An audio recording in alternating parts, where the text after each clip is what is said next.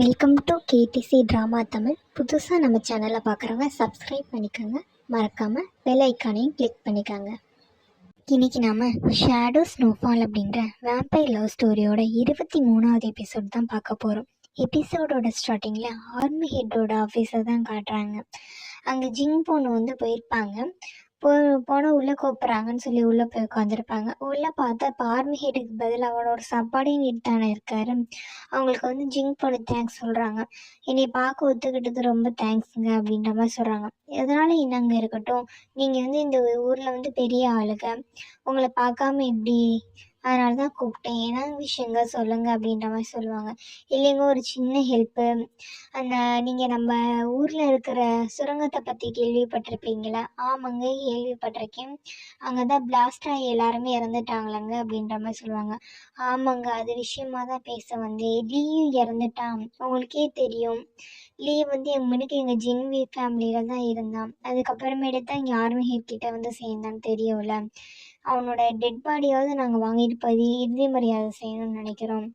அதனால் நீங்கள் கண்டுபிடிச்சி கொடுக்க முடியுமா அப்படின்ற மாதிரி ஜின் பொண்ணு கேட்பாங்க. அதுக்கு அந்த புதுசாக பொறுப்பேற்றிருக்க அந்த சாப்பாடை சொல்லிடுவான். இல்லைங்க, அன்னைக்கு சுரங்கம் வெடிச்சதுலேருந்து நாங்களும் போய் தேடி பார்த்தோம். எல்லாரோட இதுவும் கிடச்சிச்சு. ஆனால் அந்த லீயோட டெட் பாடி மட்டும் கிடைக்கல. எங்கன்னே தெரிலங்க. கிடச்சிருந்தா கண்டிப்பாக நாங்கள் கொடுத்துருப்போம். உண்மையாக கிடைக்கலங்க அப்படின்ற மாதிரி சொல்லியிருப்பாங்க. சரிங்க அப்படின்ற மாதிரி சொல்லிட்டு இவங்க கேட்பா. சரிங்க, தேடி பார்த்து சொல்லுங்கள் அப்படின்ற மாதிரி சொல்லுவாங்க. நான் கிடைச்சா சொல்கிறேங்க, ஆனால் சுத்தமாக அங்கே இல்லைங்க அப்படின்ற மாதிரி சொல்லி நான் அனுப்பி விட்ருவோம். உடனே ஜின் பொண்ணு என்ன பண்ணும் அப்படின்னா, அந்த ஆஃபீஸ்லேருந்து நேராக கிளம்பி வெளியே வரும். வெளியில் வரும்போது அந்த பிள்ளைக்கு தாங்க முடியாது. என்ன சொல்கிறாங்க, அப்படி லீயோட டெட் பாடி இல்லைன்னு சொல்கிறாங்க. ஒருவேளை லீயோட உடம்பு வெடிச்சு சிதறிக்குமா அப்படின்ற மாதிரி ஃபீல் பண்ணிகிட்டே வராங்க. ஒரு கட்டத்தில் கொஞ்சம் தூரம் போனோடனே அவங்களால தாங்க முடியல, உடஞ்சி அழுக ஆரம்பிச்சிருவாங்க. ரொம்ப கத்தி அழுதுட்டு இருப்பாங்க. அப்பான்னு பார்த்து சித்து அங்கே நிற்பானா. சித்துவை பார்த்தோன்னே சொல்லுவாங்க, இந்த மாதிரி நான் போய் கேட்டேன், லீயோட டெட் பாடியை கண்டுபிடிச்சி கொடுங்கன்னு. ஆனால் லீயோட டெட் பாடி அங்கே இல்லைன்னு சொல்லி சொல்கிறாங்க, கிடைக்கலன்னு சொல்லி சொல்கிறாங்க. அப்போ எங்கேயாவது அவ உயிரோட தானே இருப்பா, சொல்லு சித்து அப்படின்னு சொல்லி அழுதுகிட்டே இருப்பாங்க. இவனுக்கு பாவமாக போயிடுவேன், பாவத்துக்கிட்டே பக்கத்துலேயே நின்றுட்டு இருப்பான். இங்கே அப்படியே சுரங்கத்தை தான் காட்டுறாங்க. லீ இன்னும் சாகலை போல இருக்கு. அந்த ஜெயில் மாதிரி ஒன்று இருந்துச்சுல, அங்கே லீ படுத்து கிடக்குறான். மயக்கமாக படுத்து கிடக்குறான். பக்கத்தில் பார்த்தா இந்த பொண்ணு தான் கடத்தி வச்சிருக்கு போல இருக்கு இல்லையே. ஏன்னா அவனை வச்சு என்ன பிளான் பண்ண போகுதுன்னு தெரியல. வில்லத்தனமாக பார்த்துட்டு இருக்கு. அடுத்த சீட்டு தான் காட்டுறாங்க. சித்துவோட வீட்டில் தான் காட்டுறாங்க. இவன் சித்து ஒரு பக்கம் ஃபீல் பண்ணி நின்றுட்டு இருப்பான். இன்னொரு பக்கம் ஜின் பொண்ணு ஃபீல் பண்ணி நின்றுட்டு இருக்கும். அப்போ தான் சித்து ஃப்ளாஷ்பேக் நினச்சி பார்க்குறான். அவங்க அம்மா அவங்க அப்பா வீட்டை எல்லாரையும் கொண்டுட்டு வெளியே வந்திருப்பாங்களே, அப்போ ஃபீல் பண்ணி அழுதுட்டு இருப்பாங்க ஒரு இடத்துல உட்காந்துட்டு. இவனும் குட்டி வயசு சித்துவும் போயிட்டு அழுகாதீங்கம்மா அப்படின்னு பக்கத்து நிற்பானா. அப்போ அவங்க அம்மா ஒரு ஹேர் பின்னு கொடுத்து இதை என் தலையில் வச்சுருப்பா அப்படின்ற மாதிரி சொல்லுவாங்க. ஒன்று சின்ன வயசு சித்துவும் என்ன பண்ணுவான், அவங்க அம்மா தலையில் வச்சுருவான். அப்போ அவங்க அம்மா சொல்லுவாங்க, நம்ம வாழும்போது சேர்ந்து வாழும்னு சொன்னோம், ஆனால் சாகும்போது சேர்ந்து சாக முடியலை. உங்கள் அப்பா அந்த டயத்தில் இன்னைக்கு இந்த மாதிரி தான் வச்சு விட்டாரு தெரியுமா. இப்போ உங்கள் அப்பா நான் ரொம்ப மிஸ் பண்ணுறேன் அப்படின்ற மாதிரி சொல்லிட்டு அழுதுகிட்டே இருப்பாங்க. அதை நினச்சி பார்க்குறான். இப்போ அந்த மாதிரி தான் ஜின் பொண்ணு அழுகிறத பார்க்கும்போது இவனுக்கு இருக்கு. எப்படி அவங்க அம்மா ஃபீல் பண்ணி அவங்க அப்பாக்காக அழுதாரோ, அதே மாதிரி தான் இப்போ ஜின் பொண்ணு லீக்காக ஃபீல் பண்ணி அழுதுட்டுருக்கு. அதை நினச்சி இவனுக்கு ஃபீல் பண்ணிகிட்டு இருக்கான். காதல்னா கூட இருந்தால் சந்தோஷமாக இருக்கும்னு சொல்லி பார்த்தேன். ஆனால் எனக்கு காதல் கிடைக்கும் போது அழுக வருது, என் காதல் என்னை விட்டு இழந்தாலும் அழுக வருது, என்னன்னே தெரியல அப்படின்ற மாதிரி ஃபீல் பண்ணிகிட்டு இருப்பான். அடுத்தவன் எங்கள் வீட்டில் இருக்க மாட்டான். நேராக கிளம்பி ஷென்னை பார்க்க போயிடுவான். ஷென்னும் சித்துவும் எங்கே இருப்பாங்க அப்படின்னா, ஒரு மணிக்கூண்டு மாதிரி இருக்கும்னு அதோட உயரத்தில் நின்று பேசிகிட்டு இருப்பாங்க. ஷென் கிட்ட சித்து சொல்லுவான், உனக்கு ஒரு விஷயம் தெரியுமா, மினுக்கான ஜின் பொண்ணு என்னை லவ் பண்ணால் போதும் அப்படின்ற மாதிரி நினச்சிட்டு இருந்தேன். இல்லைன்னா அந்த பொண்ணு என்னை லவ் பண்ணாட்டி பரவாயில்ல, நான் அந்த பொண்ணை லவ் பண்ணால் போதும் சந்தோஷமாக இருப்பேன்னு நினச்சிட்டு இருக்கேன். ஆனால் அந்த பொண்ணு இப்போ என்னை லவ் பண்ணலை, இன்னொருத்தவங்களுக்காக கஷ்டப்படுதுன்னு நினைக்கும்போது என்னால் தாங்கிக்க முடியல. ஒருவேளை இப்படி தான் லவ் இருக்குமா அப்படின்ற மாதிரி நினச்சி ஃபீல் பண்ணிகிட்டு இருப்பான். உடனே ஷென் சொல்லுவார், பரவாயில்லையே இந்த அளவுக்கு நீ ஃபீல் பண்ண ஆரம்பிச்சிட்ட அப்படின்ற மாதிரி சொல்லுவான். ஆமாம், இப்படி தான் எங்கள் அம்மாவும் கடைசி வரைக்கும் தனியாக அழுதுகிட்டே இருந்தாங்க. எனக்கு ஜின்னு நினச்சா பாவமாக இருக்கு, அந்த பிள்ளை ரொம்ப அழுதுகிட்டே இருக்கு, எப்படியாவது அந்த பிள்ளையை நார்மல் நிலைமைக்கு கொண்டுட்டு வரணும், என்ன இந்த அம்மா மாதிரி பார்க்கறதுக்கு விருப்பம் இல்லை, ஜின் பொண்ணு கஷ்டப்படுறத என்னால் தாங்கிக்க முடியல, என்னடா பண்ணுறது அப்படின்ற மாதிரி சொல்லி அழுதுட்டு இருப்பான். சரி சரி ஒன்றும் பிரச்சனை இல்லை, எல்லாம் சரியாயிரும் அப்படின்ற மாதிரி சொல்லிட்டு இவரும் வந்து ஆறுதல் படுத்திட்டு இருப்பாரு. அடுத்த நாள் காலையில தான் காட்டுவாங்க. அங்கிள் என்ன பண்ணுவார் அப்படின்னா, காரில் கிளம்பி பாப்பா ஒரு இடத்துக்கு போகலாம் அப்படின்ற மாதிரி சொல்லுவார். அவன் டிரைவர் வந்து ஆனால் வேற இடத்துக்கு கூட்டிகிட்டு போய் நிறுத்துவாங்களாம். அப்போ தான் பார்ப்பாங்க, ஆக்சுவலி டிரைவர் கிடையாது, சித்து தான். அங்கிள் கூட்டு போய் ஏதோ மிரட்டியிருப்பாரு. அடுத்தது நெக்ஸ்ட் சீன் தான் காட்டுவாங்க. ஷெனோட வீட்டை தான் காட்டுறாங்க. ஹீரோயின் என்ன பண்ணுவாங்கன்னா, மியூசிக் கேட்டு வெளியே வேடிக்கை பார்த்துட்டு இருப்பாரு. ஹீரோ என்னன்னா நியூஸ் பேப்பர் படிச்சுட்டு இருப்பாரு. அப்படியே ஹீரோயினை பார்த்து ரசிச்சுட்டு இருப்பாரு. ஹீரோயின் அப்போ ஹீரோ பார்த்து ரசிச்சுட்டு இருப்பாங்க. அப்போ வந்து ஹீரோயின் பக்கத்தில் வருவாங்களா, அப்போ ஹீரோ சொல்லுவார், உனக்கு ஒரு விஷயம் தெரியுமா, இந்த ஹைதாங்கில் வந்து ஷிலாங் அப்படின்னு ஒரு தெரு இருக்குது. அந்த தெருவில் நிறைய இன்ட்ரெஸ்டிங்கான விஷயம்லாம் இருக்கும் தெரியுமா, நிறைய சாப்பிட்றதுக்கு இருக்கும், நிறைய விளையாட்டு பொருட்கள் இருக்கும், அப்புறம் சுற்றி பார்க்கறதுக்கு நல்லா என்ஜாய் பண்ணுற மாதிரி இருக்கும். நீ வேணா போய் பார்க்குறியா? ஃபஸ்ட் டைம் நானும் சித்துவும் சின்ன வயசாக இருக்கும்போது இந்த இடத்துக்கு வந்தோம். அப்போ எங்கள் அப்பா கூட அங்கெல்லாம் போயிட்டு வந்திருக்கோம். நீ போய் என்ஜாய் பண்ணிப்பாரு. நீ நான் போன இடத்துக்குன்னா இப்போ என்ஜாய் பண்ணணும்னு ஆசைப்பட்றேன் போ அப்படின்ற மாதிரி சொல்லிட்டு இருப்பாரு. உடனே மிலான்னு என்ன பண்ணிடும் அப்படின்னா, அங்கேருந்து கிளம்பி போயிடும். போய் ஒவ்வொரு இடமா சென்னு சொன்ன மாதிரி ஒவ்வொரு இடமா வந்து என்ஜாய் பண்ணிகிட்டு இருக்கோம். ஃபஸ்ட்டு சாப்பிட்ற கடைக்கு போகும், ஸ்வீட் சாப்பிடும், அப்புறம் வறுக்கிற கடையிലേക്ക് போய் வறுக்கு வாங்கி சாப்பிடும், அப்புறம் அந்த சொன்ன ஷோஸ் எல்லாத்தையும் பார்த்துட்ருக்கோம். இதெல்லாம் ஷென்னு வீட்டில் நினச்சி பார்த்து சரி இந்த மாதிரி என்ஜாய் பண்ணுவாள் அப்படின்னு சிரித்து சந்தோஷமாக இருப்பார். அங்கே வந்து பொண்ணு வந்திருக்கோம். பொண்ணு வந்து இந்த மாதிரி மிலனை பார்த்துட்ருக்கோம் தூரத்தில், இவள் வந்து எவ்வளோ சந்தோஷமாக என்ஜாய் பண்ணிகிட்ருக்கா அப்படின்னு பார்த்து விழுத்தனமாக சிரிச்சுட்டு அங்கேருந்து போகும். அடுத்து ஷென்னோட வீட்டுக்கு தான் காட்டுறாங்க. ஹீரோயின் வந்து இதெல்லாம் சுற்றி பார்த்துட்டாங்களா, சுற்றி பார்த்துட்டு ஷென்னுக்கும் ஸ்வீட்டெல்லாம் வாங்கிட்டு வீட்டுக்கு வருவாங்க. இங்கே பார்த்தீங்களா ஷென், நான் என்ன வாங்கிட்டு வந்திருக்கேன் அப்படின்னு சொல்லிட்டு ஸ்வீட்டெல்லாம் காட்டுவாங்களா. சரி சரி வா, சந்தோஷம் தான், நானே உனக்கு உரிச்சு தரேன் அப்படின்னு சொல்லிட்டு ஷென்னு உள்ளே கூட்டிகிட்டு போயிடுவார். அடுத்து இங்கே சுரங்கத்தை தான் காட்டுறாங்க. அந்த மூப்பான் என்ன சொல்லும் அப்படின்னா, இப்போ தானே மில்லனை பார்த்துட்டு இருக்கோம், மில்லன் சந்தோஷமாக இருந்தது அப்படி நினச்சி பார்க்கும். அன்றைக்கி குகையில் மில்லன் தானே வந்து ஸ்பீடாக சண்டை போட்டது வச்சது, அப்புறம் அந்த மில்லனுக்கு திடீர்னு கண்ணு தெரிஞ்சது, இது எல்லாமே வந்து அந்த பொண்ணு யோசிச்சு பார்க்கும். அப்போ இதுக்கெல்லாம் காரணம் இந்த பிளட் ஆம்பர் ஸ்டோன் தான். ஏற்கனவே மில்லன் இறந்து போயிட்டான்னு நம்ம கேள்விப்பட்டோம். இப்போ புதுசாக கண்ணு தெரியுது, அவ்வளோ ஸ்பீடாக நடந்திருக்கா அப்படின்னா இது வந்து அந்த வெயிட்ஷோ அப்படின்றவங்க மாதிரி தானே இருக்குது. அப்போ அந்த பிளட் ஆம்பர் ஸ்டோன் மில்லன் கிட்ட தான் இருக்கும் அப்படின்னு சொல்லிட்டு ஒரு பிளான் போட ஆரம்பிச்சிட்டேன். எப்படியாவது மில்லனை வந்து கடத்திடணும், அந்த பிளட் ஆம்பர் ஸ்டோன் அடையணும்னு சொல்லிட்டு. இங்கே ஷென்னோட வீட்டில் தான் காட்டுறாங்க. நம்ம ஹீரோயின் என்ன பண்ணுறாங்க அப்படின்னா, ஒரு செடி வளர்த்துட்டு இருக்காங்க. அந்த செடிக்கு தண்ணி ஊற்றிட்டு சொல்கிறாங்க, நீ சீக்கிரமாக வளரு சரியா. ஷென்னு வந்து இது வரைக்கும் எனக்கு நிறைய கிஃப்ட் பண்ணியிருக்காரு, நான் அவருக்கு எந்த கிஃப்ட்டுமே திரும்பி கொடுத்ததில்ல. நீ நல்லா வளர்ந்துட்டீங்கன்னா அந்த ரிட்டன் கிஃப்டாக உன்னை வந்து அவர் கொடுக்க முடியும், ஆனால் சீக்கிரமாக வளரு அப்படின்னு சொல்லிட்டு அந்த செடிக்கிட்ட பேசிகிட்டு இருக்காங்க. பேரலாக இன்னொரு சீனை காட்டுறாங்க. ஹீரோயினோட அம்மா இருக்காங்க பார்த்தீங்கன்னா, அவங்க ஒரு ரிக்ஷாவில் வந்து வீட்டில் இறங்குறாங்க. வீட்டு முன்னாடி ஹீரோயினோட வீட்டு முன்னாடி இறங்குறாங்க. பார்த்தா வீடு பூட்டி இருக்கும். அவங்களும் பார்க்க என்னமோ ரொம்ப அப்பாவும் தான் வந்து இறங்கி நிற்கிறாங்க. வீடு பூட்டி இருக்கும். அடுத்து என்ன பண்ணுறதுனே தெரியல அப்படின்ற மாதிரி முழிச்சிட்டு இருக்காங்க. அடுத்தது நெக்ஸ்ட் சீன் தான் காட்டுவாங்க. சித்து என்ன பண்ணுறான் அப்படின்னா, ஜின் பொண்ணை வந்து நேராக ஒரு இடத்துக்கு கூட்டிகிட்டு வரான். எங்கன்னு சொல்லி பார்த்தோம் அப்படின்னா, அவளோட ஆஃபீஸ் தான் இருக்கும். ஜின் பொண்ணோட ஆஃபீஸ் தான் இருக்குது. இங்கே எதுக்கு சித்து கூட்டிகிட்டு வந்தேன், நீ என்ன விளையாண்டுட்டு இருக்கியா, வா நம்ம போகலாம் அப்படின்ற மாதிரி சொல்லுவான். இல்லை நான் உனக்கு பிறந்தநாள் கிஃப்ட்டு தரவே இல்லைல்ல, அதுக்காக தான் உனக்கு பிறந்தநாளுக்காக ஒரு பரிசு ஏற்பாடு பண்ணியிருக்கேன், வந்து பாரு அப்படின்ற மாதிரி கூடுவோம். இந்த ஜின் பொண்ணு போய் நின்னோடனே அவங்க ஆஃபீஸில் வந்து எல்லோரும் வெளியே வந்து நிற்பாங்க. அங்கிள்லேருந்து எல்லாருமே வெடியை வெடித்து வர இருப்பாங்க. வாங்க வாங்க முதலாளியமா உள்ளே வாங்க அப்படின்ற மாதிரி கூப்பிட்டுட்டு இருப்பாங்க. ஜின் பொண்ணுக்கு ஷாக்காக போகும். அங்கிள் சொல்லுவாங்க, நான் 2-3 நாளைக்கு முன்னாடி சொன்னதெல்லாம் பொய்மா, சும்மா பித்தலாட்டத்துக்கு தான் சொன்னேன். இங்கே பார்த்தியா உன் பேருக்கே பழையபடி எல்லா சொத்தையும் மாற்றிட்டேன்.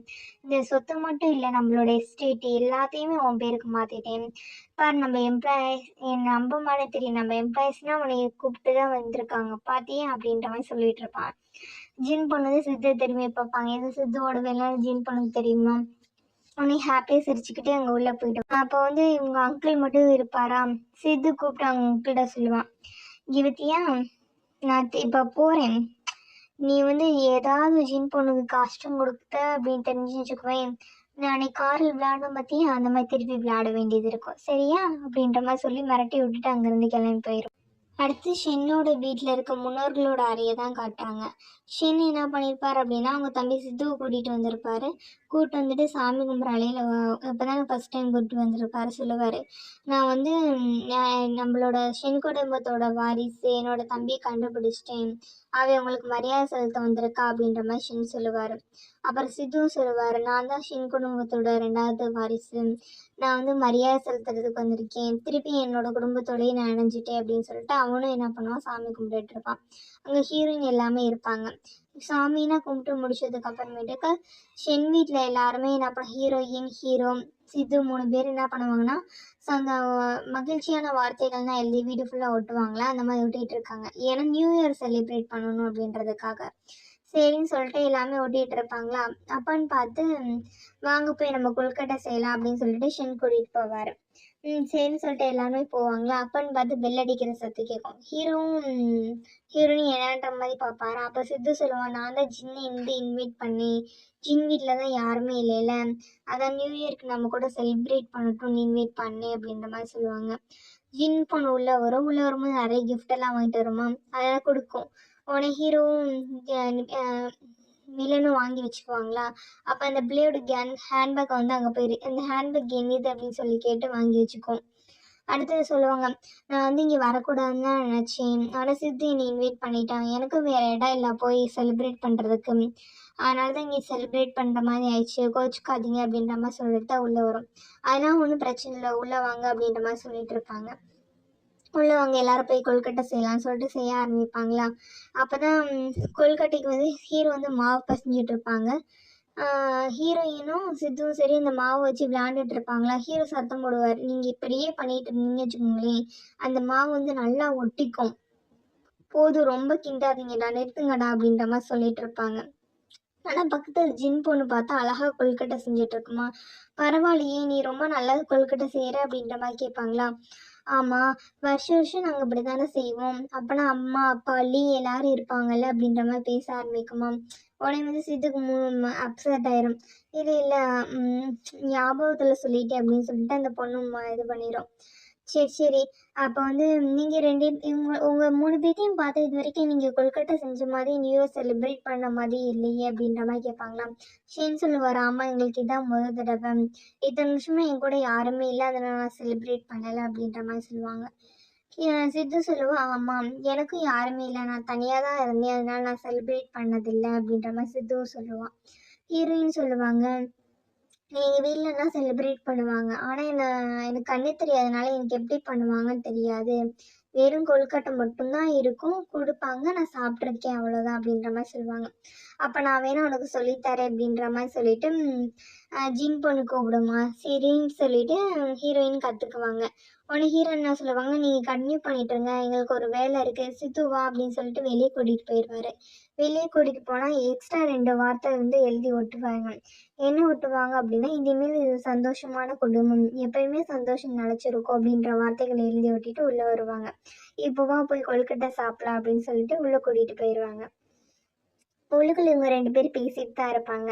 அப்போ ஹீரோயின் சொல்லுவாங்க, இனிமேல் வந்து நீ வந்து அவரை ஷென்னு கூப்பிடாத, மரியாதையாக கூப்பிடு அப்படின்ற மாதிரி சொல்லுவாங்களா. ஏன் மரியாதையை நான் கூப்பிடணும் அப்படின்ற மாதிரி கேட்பாங்களா. ஆமாம் அப்படி தான் கூப்பிடணும், பேசாமல் ஷென்னு கூப்பிடாம அண்ணான்னு கூப்பிடு அப்படின்ற மாதிரி சொல்லுவாங்களா. அப்போ என்ன நான் உன்னை அண்ணின்னு கூப்பிடணுமா அப்படின்ற மாதிரி கேட்பாங்களா. நீ கூப்பிட்டா எனக்கு ஒன்றும் பிரச்சனை இல்லை அப்படின்ற மாதிரி ஹீரோயின் சொல்லுவாங்களா. உடனே வந்து ஜின் பண்ண சொல்லுவாங்க, அதெல்லாம் எனக்கு வேணாம் அப்படின்னு சொல்லிட்டு. அப்போ ஹீரோயின்கிட்ட கேட்பாங்க, உன்னை யார் இப்படி மாற்றினா அப்படின்ற மாதிரி கேட்கும்போது, ஷென் தான் என்னையை மாற்றினாரு, உனக்கு இப்படி டிஃப்ரெண்ட்டாக ஃபீல் ஆகலையா அப்படின்ற மாதிரி கேட்பாங்களாம். எனக்கு ஏன் டிஃப்ரெண்ட்டாக ஃபீல் ஆக போகுது, எனக்கு ஆனால் அதெல்லாம் டிஃப்ரெண்ட்டாக ஃபீல் ஆகலை, நான் நல்லா தான் இருக்கேன் அப்படின்ற மாதிரி சொல்லிட்டு இருப்பாங்க. உனக்கும் வேணா சொல்லு, சித்துக்கிட்ட சொல்லி நீயே இந்த மாதிரி மாறிக்கன்னு சொல்லுவாங்களா. இல்லைன்னு எனக்கு அப்படின்னா மாறணும்னு ஆசைப்படுறது இல்லை, ஆசை இல்லை, நான் இப்படியே இருந்துட்டு போகிறேன் அப்படின்ற மாதிரி சொல்லுவாங்க. நீ உனக்கு ஒரு பவர் இருக்குது, ஷென்னுக்கு ஒரு பவர் இருக்குது, சித்துக்கு என்ன பவர் இருக்குன்னு எனக்கு தெரியல அப்படின்ற மாதிரி சின்ன பொண்ணு பேசிகிட்டு இருப்பாங்க. இதுக்குன்னா ஃபீல் பண்ணாத, வேணா நீ மாறிக்கோ அப்படின்ற மாதிரி சொல்லுவாங்க. இல்லை வேணாம் அப்படின்ற மாதிரி சொல்லி இங்கே பேசிகிட்டு இருப்பாங்க. அப்பன்னு பார்த்து இவங்க எல்லாம் உள்ளே வருவாங்களா, எல்லோரும் சேர்ந்து சந்தோஷமாக கொழுக்கட்டை அப்போ வந்து ஷென் கொடுப்பாரு, எல்லாருக்கும் காசு கொடுப்பாரு. இன்னைக்கு வந்து நியூ இயர் தானே, எல்லாரும் வந்து நல்லா என்ஜாய் பண்ணுங்க அப்படின்னு சொல்லிட்டு சிவப்பு கலர் கவரில் காசு கொடுப்பாரு. அது அவங்க ஊரில் வந்து வழக்கம் போல இருக்கு. இனிமேல் நம்ம சந்தோஷமா இருக்கலாம் அப்படின்ற மாதிரி பேசிட்டு இருக்கோம். அப்பன்னு பார்த்து நியூஸ் பேப்பரோட அசிஸ்டன்ட் இருப்பார்ல, நியூஸ் பேப்பர் கம்பெனி அசிஸ்டன்ட் வந்து யுவன் அப்படின்றவர் வந்திருப்பாரு. உடனே அவங்க பார்த்தோன்னே எல்லாருமே வந்து ஹாப்பி நியூ இயர் அங்கிள் அப்படின்ற மாதிரி சொல்லிட்டு இருப்பாங்களா. எல்லாருக்கும் ஹாப்பி நியூ இயர்மா அப்படின்ற மாதிரி சொல்லிட்டு இருப்பாரு. அப்புறம் ஷென் சொல்லுவார், எனக்கும் அவனுக்கும் ஒரு முக்கியமான வேலை இருக்குது, நீங்கள் சாப்பிட்டுட்டு இருங்க, நான் வரேன் அப்படின்ற மாதிரி சொல்லிட்டு அங்கேருந்து கிளம்பி போயிடுவாங்க. அப்போ ரூமில் போய் தனியாக பேசிகிட்டு இருப்பாங்க. நீங்கள் சொன்ன மாதிரி உயிரை மாற்றி கொண்டு வந்துட்டேன் அப்படின்ற மாதிரி அவர் சொல்லுவாங்க. நான் ரொம்ப நன்றி, இன்னொரு விஷயமும் நீங்கள் அந்த உயிரில் ஆட் பண்ணணும் அப்படின்ற மாதிரி சொல்லுவாங்க. என்ன ஆட் பண்ணணுன்ற மாதிரி கேட்பாராம். இப்போ ஹைதாங்கில் இருக்க என்னோட ப்ராப்பர்ட்டி, என்னோட நியூஸ் பேப்பர் கம்பெனி எல்லாமே உங்கள் பேருக்கு மாற்றிக்கங்கன்னு சொல்லுவாங்க. என்ன சொல்கிறீங்க, எனக்கு அதெல்லாம் வேணாம் அப்படின்ற மாதிரி சொல்லுவாரா. இல்லை இல்லை, அதுக்கு ஒரு கண்டிஷனும் இருக்குது. நீங்கள் எப்பவுமே மிலனை வந்து நல்லா பார்த்துக்கணும், மிலன் கூட வந்து இருக்கணும். நீங்கள் மட்டும் இல்லை, உங்கள் ஃபேமிலி ஃபுல்லாக மிலன் கடமைப்பட்டிருக்கணும். மிலன் அப்பாவி பொண்ணு, அவளுக்கு எதுவுமே தெரியாது. அவளுக்கு பிடிச்சத நல்லா சாப்பிட வாங்கி கொடுங்க, பிடிச்சத என்ஜாய் பண்ண விடுங்க. ஆனால் அவளை வந்து ஆபத்தில் மாட்டி விட்டுறாதீங்க, அதுக்காக அவளை வந்து கண்டுக்காமல் விட்டுறாதீங்க அப்படின்ற மாதிரி ஃபீல் பண்ணி கேட்டுட்டு இருப்பாரா. நீங்கள் இதை சொல்லணும்னு அவசியம் இல்லைங்க சார், நாங்கள் நல்லா பார்த்துக்குவோம் அப்படின்ற மாதிரி சொல்லிட்டு இருப்பாங்க. ரொம்ப நன்றி அப்படின்னு சொல்லிட்டு ஷென் தலை குனிஞ்சு தேங்க்ஸ் சொல்லிட்டு இருப்பாரு. சரிங்க சார், ரொம்ப நன்றி சார் எவரும் சொல்லுவாரா. சரி வாங்க சாப்பிட போகலாம் அப்படின்னு சொல்லிட்டு அங்கேருந்து கூட்டிகிட்டு போய் அடுத்த சீன் தான் காட்டுவாங்க. நைட்டு வந்து ஷென் மட்டும் உட்காந்து தனியாக வான வேடிக்கை பார்த்துட்டு இருப்பாராம். அப்போ ஹீரோயின் அங்கே வருவாங்க. வந்து சாமி கும்பிட்டு இருக்காங்க. என்ன வேண்டிட்டு இருக்கு அப்படின்ற மாதிரி ஹீரோ கேட்பாரா. ஒன்றும் இல்லை, இப்போ சொல்ல மாட்டேன், சொன்னால் நடக்காதுல்ல அப்படின்ற மாதிரி சொல்லிட்டு இருப்பாங்க. நீங்கள் என்ன இங்கே பண்ணிட்டு இருக்கீங்கன்னு கேட்பாரா. அடுத்த நியூ இயருக்கு வெயிட் பண்ணிட்டு இருக்கேன்னு சொல்லுவாங்க. என்ன அடுத்த நியூ இயருக்கு வெயிட் பண்ணுறீங்கன்னு சொல்லி கேட்கும்போது, இந்த மாதிரி நியூ இயர் அன்றைக்கி விடிய விடிய உட்காந்து ஃபயர் ஒர்க் பார்த்தோம் அப்படின்னா நம்ம வீட்டில் வந்து செல்வம் நிலச்சி இருக்குன்னு சொல்லுவாங்க, அதுக்கு தான் பார்த்துட்ருக்கேன் அப்படின்னு சொல்லுவாரா. அப்பயே சித்துவும் அவங்களும் வரலன்னு சொல்லும்போது, சித்துனா எப்பயுமே வரமாட்டேன், சேட்டை பிடிச்சி தூங்கிட்டு இருப்பான், அதனால நான் ஒரு ஆள் முடிச்சிருக்கேன் அப்படின்ற மாதிரி ஹீரோ சொல்லுவார். அப்போ நானும் உங்கள் கூட சேர்ந்து வந்து முடிச்சு கம்பெனி கொடுக்குறேன் அப்படின்னு சொல்லிட்டு ஹீரோயினும் வந்து உட்காந்துக்குவாங்க. 2 பேரும் ஹக் பண்ணிகிட்டே உட்காந்து பார்த்துட்ருப்பாங்க. இங்கே சுரங்கத்தில் தான் காட்டுவாங்க. திடீர்னு இந்த மூப்பனுக்கு என்ன ஆயிரும் அப்படின்னா பேனிக் அட்டாக் வந்துடும். அந்த பிள்ளை மருந்து சாப்பிட்டு தான் நார்மல் ஆகும். அப்போ சொல்லி பார்க்கும், இந்த ஃபேண்டசி ஸ்டோனை பார்க்கும். இப்போ என்கிட்ட இருக்கிறது இந்த ஃபேண்டசி ஸ்டோன் மட்டும்தான், வேறு எதுவுமே இல்லை. அந்த தூஷாங் மரத்தில் செய்யப்பட்டதுமே காணா போச்சு. அது இந்நேரம் செம்பருத்தி பூ வந்து உருவாக்கி இருக்குமே அந்த கிளை அப்படின்ற மாதிரி சொல்லிட்டு அவள் வந்து ஃபீல் பண்ணிட்டு உட்காந்துருப்பான். மோ வீட்டில் தான் காட்டுறாங்க. மோ தானே அந்த தூஷன் மரத்தை எடுத்துகிட்டு வந்தார், அது அவரோட ஓனர் தானே. அதை எடுத்துகிட்டு வந்து வச்சதுக்கு அப்புறமேட்டுக்கு அவரோட முன்னோர்கள் எழுதியிருக்க புக்கை பார்த்து படிக்கிறாரு. அந்த புக்கில் சொல்லியிருக்காங்க, இந்த யாங் ஸ்டோரி என்ன பண்ணும் அப்படின்னா, யாங் ஸ்டோன் மூலமாக தான் தூஷாங் அப்படின்ற ஒரு மருந்து உருவாக்குச்சு. அதுலேருந்து ஒரு செம்பருத்தி செடி வந்து வளருமா. அந்த செம்பருத்தி செடியை வந்து மோ ஃபேமிலியில் இருக்க யாருமே பயன்படுத்த முடியாது, அது காயப்படுத்தும். ஆனால் அவங்க என்ன பண்ணலாம் அப்படின்னா, இதோட பவரை மட்டும் யூஸ் பண்ணிக்க முடியும், யாங் ஸ்டோனோட பவரை. இவரை வந்து அந்த செம்பருத்தி செடியோட பவரை முழுசாக யூஸ் பண்ணணும் அப்படின்னா என்ன பண்ணணும், மற்றவங்களுக்கு நல்லது பண்ணணும், இல்லை ஹெல்ப் பண்ணால் மட்டும்தான் யூஸ் பண்ண முடியும் அப்படின்ற மாதிரி அந்த புக்கில் எழுதியிருக்கும். அப்போ வந்து மோ யோசிப்பார், அப்போ நான் ஹெல்ப் பண்ணணும், நல்லது பண்ணணும் அப்படின்னா நான் இந்த பவரை வந்து ஷென்னுக்கு கொடுத்தா தான் அது நல்ல விஷயமா யூஸ் ஆகும். ஷென்னி ஏற்கனவே பவர்ஃபுல்லாக இருக்கார், இப்போ நான் இந்த பவரையும் அவருக்கு ட்ரான்ஸ்ஃபர் பண்ணிட்டேன் அப்படின்னா அவர் வந்து இன்னும் பவர்ஃபுல்லாக இருப்பார், அவரால் மூவ் வந்து ஈஸியாக எதிர்க்க முடியும், மூவ் பண்ணு அப்படின்ற மாதிரி சொல்லி அவர் வீட்டை வந்து யோசிச்சுட்டு இருப்பார். இங்கே ஹீரோயின் என்ன பண்ணுவாங்க அப்படின்னா, இன்றைக்கி நியூ இயர் தானே, சரி நம்ம வீட்டை போய் பார்த்துட்டு வரலாம் அப்படின்னு சொல்லிட்டு என்ன பண்ணுவாங்கன்னா, அவங்க வீட்டுக்கு நடந்து போவாங்க. கேட் போடி இருக்கும்ல, செவரேறி குதிச்சு நேராக உள்ளே அவங்க ரூமுக்கு போவாங்க. ரூமுக்கு போட்டால் பொம்மை வந்து தனியாக அப்பாவியாக கிடக்குமா, அதை எடுத்து வச்சு ஃபீல் பண்ணுவாங்க. ஏன்னா நீ இப்படி தான் இருப்பியா, ஃபஸ்ட் டைம் இப்படி தான், இப்போ தான் உன்னை நான் பார்க்குறேன், இத்தனை வருஷமாக நீ என் கூட கம்பெனி பண்ணி கொடுத்துருக்க, ஆனால் நான் உன்னை தனியாக விட்டுட்டேன், உனக்கு நல்ல ட்ரெஸ் கூட போட்டு விடல பாரு, நீ ஃபீல் பண்ணாத, இன்னும் உன்னை நல்லா பத்திரமா பார்த்துக்கிறேன் அப்படின்னு சொல்லிட்டு பொம்மை கூட பேசிட்டு பொம்மை கட்டி பிடிச்சிட்டு கட்டிலில் படுத்து தூங்கிட்டு இருப்பாங்களா. திடீர்னு ஹீரோயினுக்கு ஏதோ ஒரு சத்தம் கேட்கும். என்னன்னு சொல்லிட்டு கீழே இறங்கி வந்து பார்த்தா அவங்க அம்மா வந்து தட்டில் போட்டு சாப்பிட்டுட்டு இருப்பாங்க. இதை பார்த்தோன்னே ஹீரோயினுக்கு ஷாக் ஆகிடும். அப்போ அவங்க அம்மா வந்து யார் அப்படின்ற மாதிரி திரும்பி பார்ப்பாங்களா. அப்புறமேட்டு தான் ஹீரோயின் பார்ப்பாங்க. ஹீரோயின் நீயா அப்படின்ற மாதிரி சொல்லிட்டு பக்கத்துல இருந்து பார்ப்பாங்க. ஏன்னா உனக்கு கண்ணெல்லாம் தெரியுது அப்படின்ற மாதிரி ஷாக் ஆகியிருப்பாங்க. ஆமா நீ ஷென் கூட ஓடி போயிட்டேன்னு தான் பார்த்தேன். ஓடி போயிட்டேன்னு தான் கேள்விப்பட்டேன். பாத்தியா அந்த ஷென் உன்னை நல்லா பார்த்துக்கிறானா, நல்ல ட்ரெஸ் வாங்கி கொடுத்துருக்கான், உன்னை நல்லா பார்த்துருக்கான், உனக்கு வைத்தியனா பார்த்துக்கானால தெரிய வச்சுட்டான், பரவாயில்ல நல்ல பையன்தான். எங்க அந்த ஷென் அவனை காணோம். என் பிள்ளையை கடத்திட்டு போனானே, மாமியாருக்கு வந்து வணக்கம் சொல்லணும்னு தெரியாதா அப்படின்ற மாதிரி அவங்க அம்மா கதை பேசுவாங்களா. உடனே ஹீரோயின் கோவம் வந்துடும். ஷென்னை பற்றி இப்படின்னா சொல்லாதுன்னு சொல்லிட்டு கழுத்தை பிடிச்சி மேலே தூக்கிடுவாங்க. இப்போ இதை பார்த்துட்டு அப்பதான் ஷென் வந்து ஹீரோயினை தேடி வந்திருப்பாரா. மிலன் என்ன பண்ற அப்படின்ற மாதிரி கேட்பாரா. ஹீரோயின் அந்த இடத்துல அவங்க அம்மா தொங்க விட்டுட்டு இருப்பாங்களா. மிலன்ட்டு வேகமா அவர் ஸ்பீடா ஓடி வந்து ஹீரோயின்ட்டு வந்து இறங்கி காப்பாத்துவாரு. இதை பார்த்தோன்னே அவங்க அம்மாவுக்கு அதிர்ச்சியா போயிடும். நம்ம பொண்ணு என்னன்னா நம்ம அசால்ட்டா மேல தூக்குது, இந்த பையன் என்னன்னா ஸ்பீடா இருக்காங்க, இவனும் மனுஷனே இல்லைன்னு சொல்லிட்டு அந்த பயந்து போயிருக்குமா. அப்போ பார்த்துட்டு அவங்க அவங்க கிட்ட தனியா பேசுறோம் அப்படின்னு சொல்லிட்டு ஹீரோயினோட அம்மாவை அவங்க ரூமுக்கு கூட்டிட்டு போய் பேசுவாங்க. அவங்க நடுங்கிட்டே இருப்பாங்களா, வந்து உட்காருங்க அப்படின்ற மாதிரி சொல்லுவாங்க. அவனே அவங்க உட்காருவாங்களா. என்னாச்சு அப்படின்ற மாதிரி கேட்பாங்களாம். இல்லை நான் போனேன்னா அவன் என்னை ஏமாத்திட்டா அப்படின்ற மாதிரி சொல்லுவாங்க. சரி இனிமேல் யார் கூடயும் சேராதீங்க, உங்களுக்கு என்ன பணம் தானே வேணும், உங்கள் பணத்தை பற்றி நான் பார்த்துக்கிறேன், நீங்கள் வந்து உங்கள் பொண்ணுக்கு வந்து உண்மையான அம்மாவாக இருந்துக்கோங்க, நல்லா பார்த்துக்கோங்க, அது மட்டும் போதும் அப்படின்ற மாதிரி பேச. அதான் ஹீரோயினோட அம்மா ஓகே சொல்லியிருப்பாங்க. அப்போ கீழே வீட்டுக்கு வருவாங்க. ஹீரோ வந்து சிங்கிள் கட்டுவாங்க. உங்கள் பொண்ணுக்கிட்ட போய் பேசுங்கண்ணே. ஆனால் அமைதியாக தானே இருப்பாங்க, எதுவுமே பேச மாட்டாங்களா. அதுக்கப்புறம் கொஞ்சம் பயப்படாமல் போங்கன்னு சொல்லவும் ஹீரோயின் கிட்ட போயிட்டு சொல்லுவாங்க. என்னை மன்னிச்சிருமா அம்மா, உன்னை இப்படி பண்ணியிருக்க கூடாது, வச்சிருக்க கூடாது, சாரிம்மா என்னை மன்னிச்சிருமா அப்படின்ற மாதிரி பேசிகிட்டு இருப்பாங்க. ஹீரோயின் எதுவுமே கண்டுக்க மாட்டாங்களே. இவங்களே போய் ஹக் பண்ணிட்டு என்னை மன்னிச்சிருமா அம்மா, இனிமேல் இப்படி நடந்துக்க மாட்டேம்மா, இனிமேல் அம்மா உன்னை நல்லா பார்த்துக்குவேம்மா அப்படின்ற மாதிரி பேசிட்டு அம்மா உன்னை ரொம்ப மிஸ் பண்ணேம்மா அப்படின்ற மாதிரி சொல்லிட்டு ஹக் பண்ணுவாங்க. உடனே ஹீரோயின் என்ன சொல்லுவாங்கன்னா, அவன் ஷென்னு வாங்க நம்ம வீட்டுக்கு போகலாம் அப்படின்னு சொல்லிட்டு ஷென்னை இவங்க அம்மா இங்கே உட்காந்து பண்ணிட்டு இருப்பாங்க. எப்படியும் நமக்கு காசு வந்தால் போதுன்ற மாதிரி இந்த வீட்டில் உட்காந்துருப்பாங்க. அடுத்து ஷென்னோட வீட்டை தான் காட்டுவாங்க. அங்கே ஹீரோயின் வந்து ஒரு ரூமில் உட்காந்து ஃபீல் பண்ணிகிட்டு இருப்பாங்க. ஷென் பேசினது எல்லாமே ஹீரோயினுக்கு கேட்டிருக்கும். ஏன்னா ஹீரோயினுக்கு கால் ஷார்ப்பாக கேட்கும்ல. ரூமில் என்ன சொல்லியிருப்பாரு அப்படின்னா, நீங்கள் உங்கள் பொண்ணை வந்து நல்லா வளர்த்துருக்கீங்க, இல்லைன்னு சொல்ல கிடையாது, இருந்தாலும் உங்கள் பொண்ணுக்கு என்ன கொடுக்கணுமோ அதை சொல்லி கொடுத்து வளர்க்காம விட்டீங்க. உங்கள் பொண்ணு பாவம் ரொம்ப கஷ்டப்பட்டுட்டா, அவள் அன்புனா என்ன பாசம்னா என்னன்னே தெரியாமல் வளர்ந்துட்டா, இந்த உலகத்தில் எப்படி நடந்துக்கணும் கூட அவளுக்கு தெரியல, நீங்கள் ஒரு அம்மாவை அதை சொல்லிக் கொடுக்காட்டி பரவாயில்ல, இனிமேலாவது அவங்கள பத்திரமா பார்த்துக்கங்க அப்படின்ற மாதிரி சொல்லி ஃபீல் பண்ணியிருப்பாரு. அதை வந்து இப்போ தான் ஹீரோயின் நினச்சி பார்க்குறாங்க. பரவாயில்ல நம்ம காஸ்டியன் வந்து எந்த அளவுக்கு பேசுகிறாரு அப்படின்ற மாதிரி அவங்க ரூமில் உட்காந்து நினச்சி பார்க்குறாங்க. அடுத்த சீனில் பார்த்தோம் அப்படின்னா நம்ம ஹீரோயின் வந்து வெளியில் நின்று பணியில் நனைஞ்சிட்டு இருப்பாங்க. இதை பார்த்துட்டு ஷென் வந்து கொடை பிடிப்பாராம். என்ன பண்ணிட்டு இருக்க நீ, பணியில் ஏன் நனைஞ்சிட்டு இருக்க அப்படின்ற மாதிரி கேட்பாரு. இந்த அளவுக்கு உனக்கு என்ன மன வருத்தமாக இருக்கா சொல்லு அப்படின்ற மாதிரி கேட்கும்போது, இல்லை இல்லை இப்போ தான் நான் உங்களை புரிஞ்சுக்கிட்டேன் ஷென் அப்படின்ற மாதிரி சொல்லுவார். என்ன புரிஞ்சுக்கிட்ட அப்படின்னு சொல்லி கேட்கும்போது, நீங்கள் சொன்னீங்களே காதல்னா என்ன, அன்புனா என்ன, எப்படி மனுஷனா வாழணுன்றதை புரிஞ்சுக்கிட்டேன்.